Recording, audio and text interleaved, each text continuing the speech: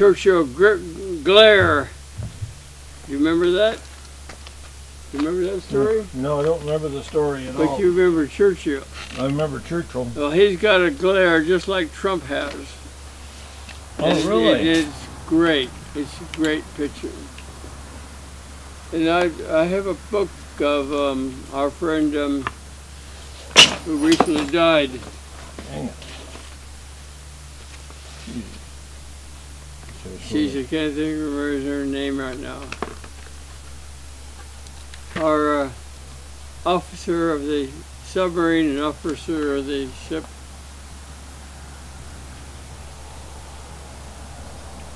You know who he is. Anyway, his picture is a smiling officer. It's terrible. Mm-hmm. He should have a glaring officer look to him. Right? No? Who's this? Again. Our friend that just died. Who just died? I didn't get to go to his ceremony. Oh, you mean Jim Gibson? Jim Gibson should. Yeah, I mean, yeah, Jim he's Gibson not a real famous guy, just somebody that we knew. Well, he's famous. He's famous in our well, famous because. Turn the other way. You want me this way? Yeah. Oh, gravel frets. Look at my crummy eye. Okay. Now you gotta just talk to me now. Good beer. Mm-hmm. Hey, have you seen the beer label here? Yeah, I know. You see this? I thought that was his scarf for his No, smoke. a skeleton. Yeah, I know, but then he's grimacing, he's clenching a cigar. And the cigar, what is it doing? It's throwing sparks. So, you were born in what year? 39. 39? Premature. You were prematurely born in 39? Yeah, July 15th. I was born apparently 2 months or 3 months too early. And so I spent most of the time in the hospital, I guess. That's what I was told. So I barely made it. I think the only reason why I made it was my mother lost a child and wanted me alive. So I think that's why I'm alive. Well, you know, Dick was born in Corpus Christi, and you know why he was born there, don't you? Well, his mother was there for one. Yeah, he wanted to be close to his mother. Does he say that? Yeah, that's his little line. Yeah. That's his line, huh? That's pretty good. The only thing I remember about my birth is a lot of screaming and yelling and crying. Yeah. Which I think was proper. Anyway, so San Francisco, but you know, I don't want to go back to San Francisco. I worked in San Francisco, but matter of fact, I had an old Jeep truck. That thing sucked down the gas really bad, and I had some savings. So lo and behold, a Honda motorcycle was available for $700 new. Mm-hmm. And I went and bought that turkey, and that was a great ride. Got on that, I went down to the dealer and I plunked down my cash, and he wheeled outside and I got on. I didn't even know where the brakes were. But I managed to shift it down, and here I was dressed up in San Rafael type of dress, shorts, t-shirt.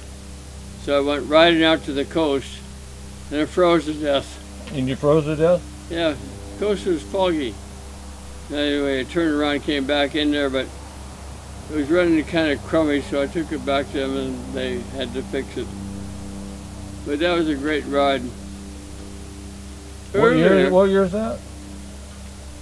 Well, that was a 63.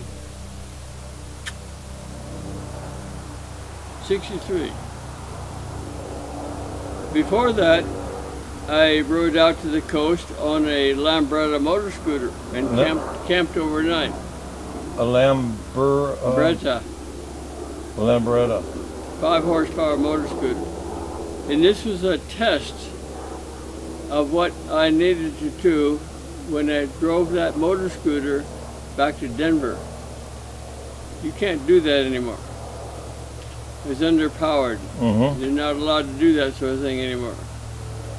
Anyway, lo and behold, I camped out there on the coast underneath a huge tree, and looking up in the tree, all of a sudden, an owl crashed into the tree. And owls are usually quiet, but he crashed into a bunch of limbs that broke. Mm-hmm. I want to tell you, looking up and seeing that owl wings right then and there was pretty spooky. But anyway, that Lambretta motor scooter took me clear back to Denver. Would you think that you could do that today? No, sorry, no. Anyway, I went back to Denver with the idea of going to school. It's supposed to be a college prep school. It was a joke. I shouldn't have gone, but my grandfather paid for it. He thought it'd do me some good, and it was up at Steamboat Springs.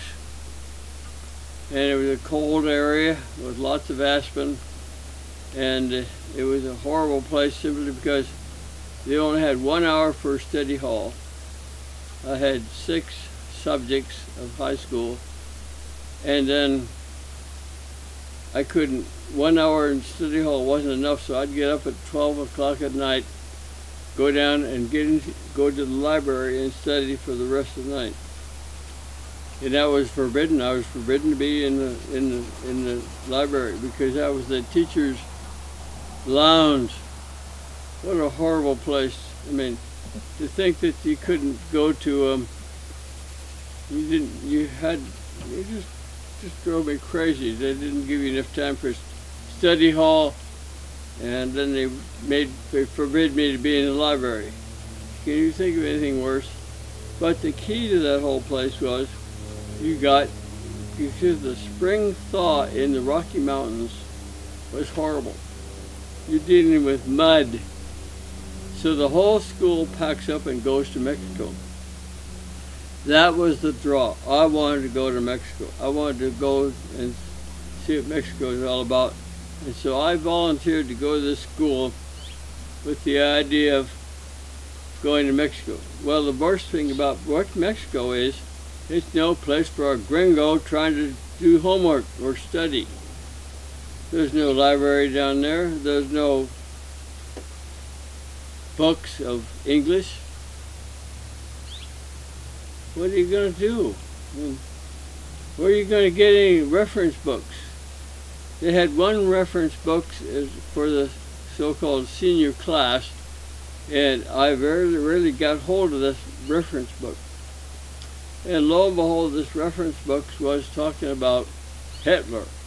So this Mr. Hall wanted me to have a 10,000 word report on Hitler. And there was no books. And I came up short. And so I flunked the school. Really? Because you couldn't find the material? I couldn't find more than 8,000 words of baloney. I was very disappointed in school. Well, it sounds like that was a project that was set to you to make you fail. Well, it did have snow, and there was some skiing, and I loved Mexico. I gotta admit, it was beautiful. Mexico was just a great place. Yeah, but seriously. Well, I shouldn't have gone there. I kept telling my folks, look, I need to go to a apprenticeship type of place. And lo and behold, eventually, after they forced me to go to college and a few other places, I finally had my way, and my father paid for a service school down in San Bruno. Remember San Bruno? That's the place that blew up. Anyway, San Bruno was a place where I learned about these stupid outboards. And I realize now I shouldn't have spent so much time trying to make a perfect engine. I should have left some bearings out and see if it blew up or not. I should have hey, it's not my engine. Well, let's put the connection rod cap on backwards and see what happens. I realize now I was much too serious. I should have said, see what makes things go bad. And put an engine together with only one ring instead of three. Put together engines without bearings and see what happens.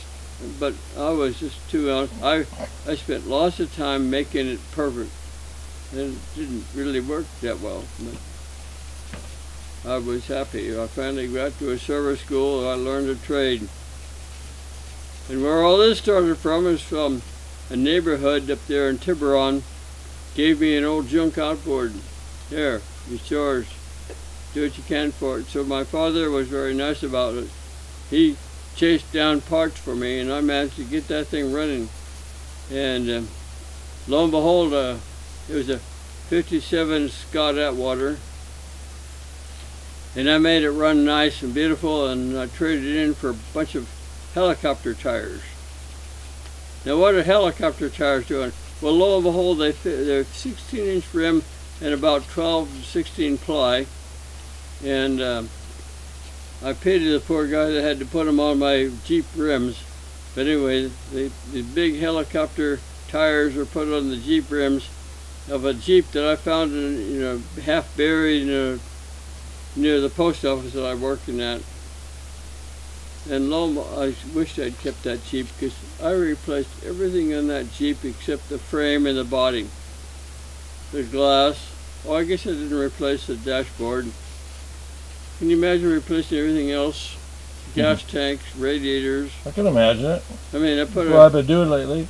I had a Studebaker radiator and a Cadillac gas tank, and I wound up with a 6-cylinder Kaiser engine. Even managed to get an overdrive for it. It had had some Filipinos change over the 410 differential to a 360 or something like that. So it was at least wasn't wound up on the road at 45 miles an hour. Anyway, I should have kept that Jeep because it was a fun Jeep. Old Jeep truck. Mm-hmm. But taking that Jeep, after service school, I got a job there in San Francisco, in Daly City. So I had one job in Daly City and one job in San Francisco. So I ran out of work there on Mission Street in San Francisco. I wound up going over to Daly City and trying to get some work done. That Daly City was a mess. Every time you ran an outboard in the tank, the whole shop filled up with smoke. But because I took some drafting courses in the college, I designed a hood for the test tank so the smoke could be taken out of the building. That was a good thing. I mean, can you imagine having a business with boats and motors and customers, and nobody could see the front door for the smoke? It was a dumb place. Anyway, so I designed and had it built a nice test tank cover which would draw the smoke out. And it was run by a big old Greek grocery man. He did well in his groceries, so he decided to go into the boat business. And Jimmy Spanos, what a character. And if he needed a part, he would, for his customers, he would go and rob the part off the brand new motor to satisfy his customers. So one of my jobs were to rescue all the parts to get the motor back into shape for the showroom floor. And that's what I did. And I don't think sometimes I did this stuff for no pay at all. He had a saw, electric table saw, and it was stripped. So I managed to order parts for that and get it back into shape. If I had a saw in a boat shop, I don't know, but that's the way it was.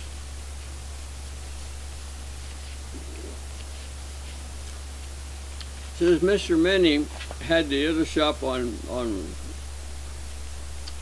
He had his shop on Mission Street, way out there and a long ways from town. Matter of fact, it was sort of close to the by the Cow Palace. Mm-hmm. And once actually, I heard there was a big hockey game out there at the Cow Palace, so I went out there and watched that hockey game at once. And I was riding my motorcycle that time, and it was interesting because I get up and go and get on my motorcycle and start going into the fog, and it was slippery. Going across the Golden Gate Bridge is pretty spooky because underneath the towers was this great big flexible grate, just right to suck my tire of my Honda into it. And so I made sure I was going pretty full speed when I hit that, because if that tire had gone into that grate, that would have been curtains for me. And then I'd pull up to the toll gate, and because of the fog and the slime on the road, sometimes I'd slide sideways through the coal gate, park the bike, get off, give my quarter, and then get going again. Those are the good old days, I guess. Can you imagine going across the Golden Gate Bridge for a quarter? Can't do that anymore. No. Anyway, it's money was money's inflated, you know. Well, I think so. People don't realize it. Well, they should. It's water in the wine jug. Pretty soon you're going to have nothing but water. I'm worried about that. But anyway, then I was crazy enough to try to race Corvettes. Well, I might get them off the line, but that was the end of it. They were racing in traffic too. That was pretty dumb. But it was the good old days. Racing in traffic, huh? Well, yeah. The trouble is, there's three lines of traffic, and pretty soon I was right up alongside the Corvette in the middle lane. Yeah. But the Corvette always ate my lunch. Well, Corvettes are, you know, they're lightweight and they got lots of muscle. Well, I was lighter weight, but still I couldn't. But it was fun. One of my more moments of triumph was when I was on my motor scooter going across the Richmond Bay Bridge in Marin County, and I outran a Maserati, I think it was. Of course, he was idling. I was full bore. That was a joke. Having trouble with the fucking flies. Too bad that a fly is the most expert flyer, and they're such a pest. They can do loops and land on the ceiling. I hate those little. They're pesky little flies too. Yeah, and they're smart as all get out. They seem to be really smart. Yeah. They seem to know when that SWAT is just about ready to get them. You have to be very careful, very sneaky to catch those stupid flies. Do you want me to keep trying to talk here? You're doing good. I don't know if you want me to get you drunk because you can have another beer. No, I don't dare have another beer. This is just fine. It's perfect area. That's a pesky fly, all right. Anyway. I'm just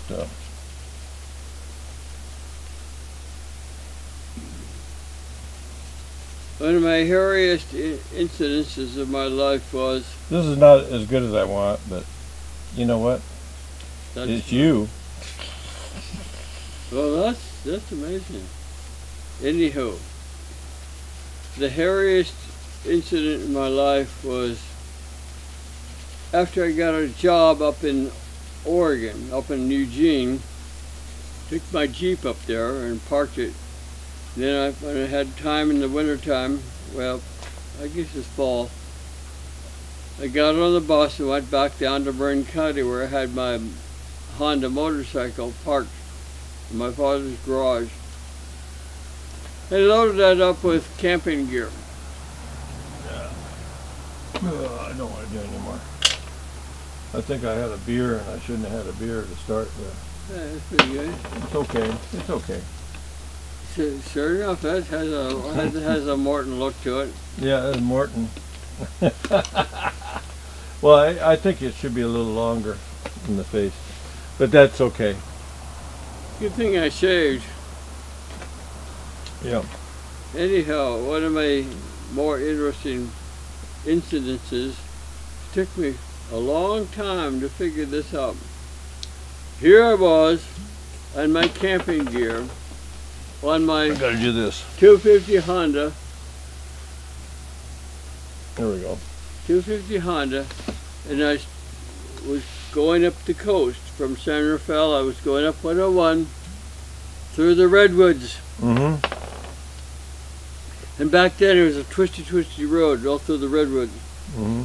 Well, I got behind this 1950 DeSoto metallic green their special rear bumper used, very obvious, and he would not move over and let me pass him.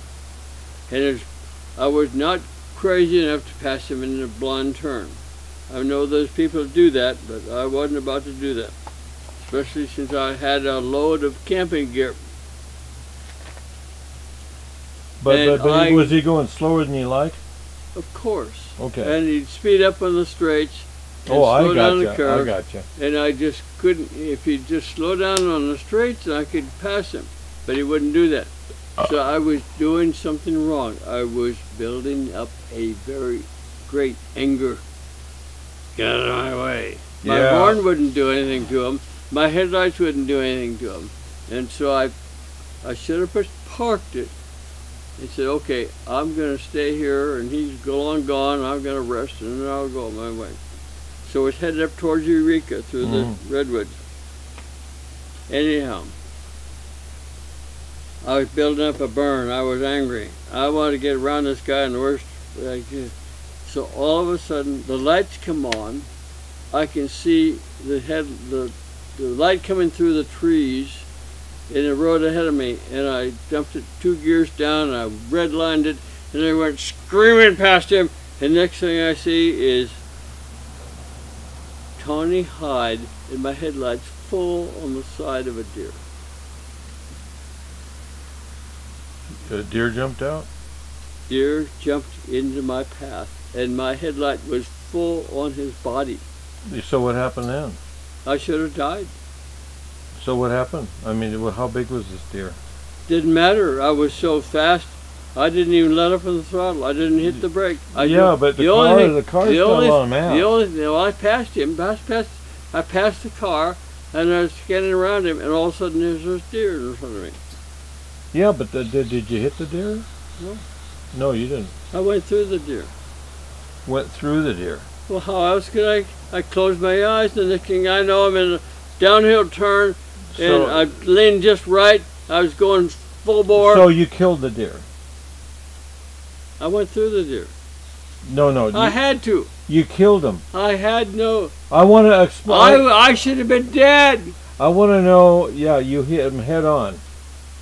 No, I was hitting the side of him. Oh. His headlight was right there. I mean, this is full, and the only thing I could do was your right headlight. I'm dead. I'm gonna die. There's nothing that I'm gonna do except close my eyes. Your right headlight. Right headlight. Your right one.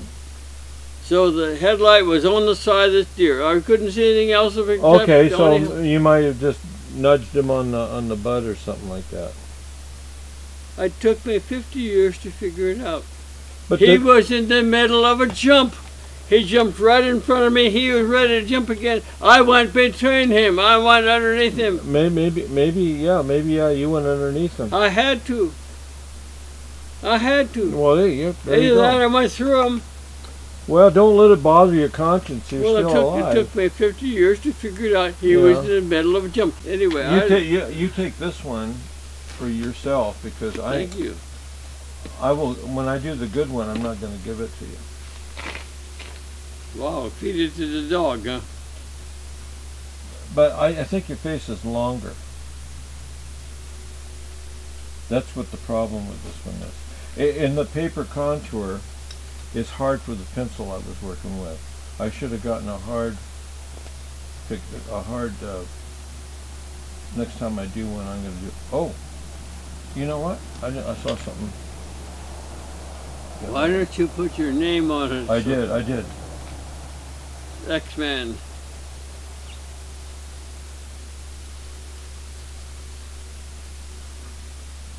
That's why it looked that way.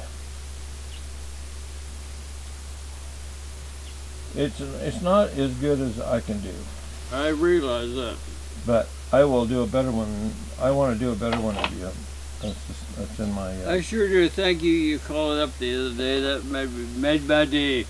Oh, Robert's thinking of me. That's great. Yeah, I think of you. You're a nice guy.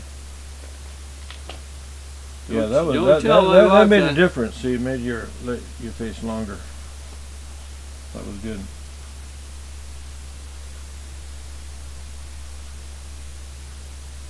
Okay. Thank you. Yeah, this will be. Wow, that's a treasure. That's a treasure. Yeah. Sure enough. That's pretty good. No, I could do better than that. I had a beer. I had it and I was having a good time. I said, hey. That's why it's perfect. You're a good man, Charlie Brown. Yeah. I don't care what Lucy says.